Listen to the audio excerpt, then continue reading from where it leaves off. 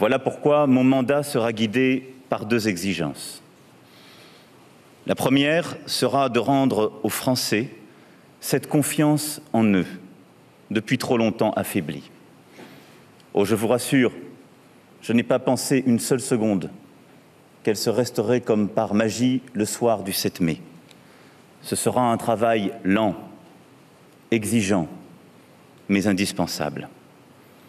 Il m'appartiendra de convaincre les Françaises et les Français que notre pays, qui aujourd'hui semble mis à mal par les vents parfois contraires du cours du monde, porte en son sein toutes les ressources pour figurer au premier rang des nations.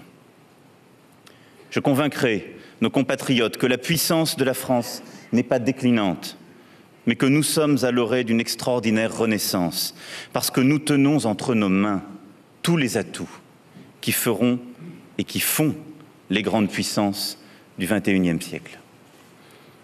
Pour cela, je ne céderai sur rien des engagements pris vis-à-vis des Français. Tout ce qui concourt à la vigueur de la France et à sa prospérité sera mis en œuvre. Le travail sera libéré, les entreprises seront soutenues, l'initiative sera encouragée.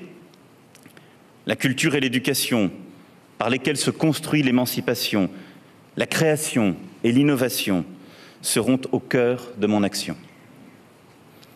Les Françaises et les Français qui se sentent oubliés par ce vaste mouvement du monde devront se voir mieux protégés. Tout ce qui forge notre solidarité nationale sera refondé, réinventé, fortifié. L'égalité face aux accidents de la vie sera renforcée. Tout ce qui fait de la France un pays sûr, où l'on peut vivre sans avoir peur, sera amplifié. La laïcité républicaine sera défendue. Nos forces de l'ordre, notre renseignement, nos armées réconfortées. L'Europe dont nous avons besoin sera refondée et relancée car elle nous protège et nous permet de porter dans le monde nos valeurs. Nos institutions, décriées par certains, doivent retrouver aux yeux des Français l'efficacité qui en a garanti la pérennité. Car je crois aux institutions de la Ve République et ferai tout ce qui est en mon pouvoir pour qu'elles fonctionnent selon l'esprit qui les a fait naître.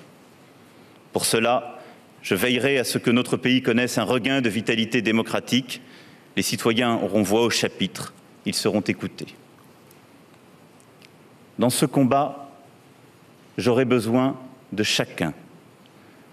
La responsabilité de toutes les élites, politiques, économiques, sociales, religieuses, de tous les corps constitués de la nation française sera appelée.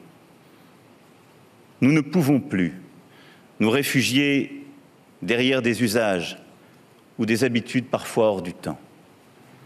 Nous devons retrouver le sens profond, la dignité de ce qui aujourd'hui nous rassemble. Agir de manière juste et efficace pour notre peuple. La France n'est forte que si elle est prospère.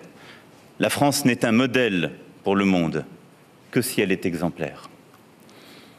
Et c'est là ma seconde exigence. Parce que nous aurons rendu aux Français le goût de l'avenir et la fierté de ce qu'ils sont, le monde entier sera attentif à la parole de la France. Parce que nous aurons su dépasser ensemble nos craintes et nos angoisses, nous donnerons ensemble l'exemple d'un peuple sachant affirmer ses valeurs et ses principes, qui sont ceux de la démocratie et de la République.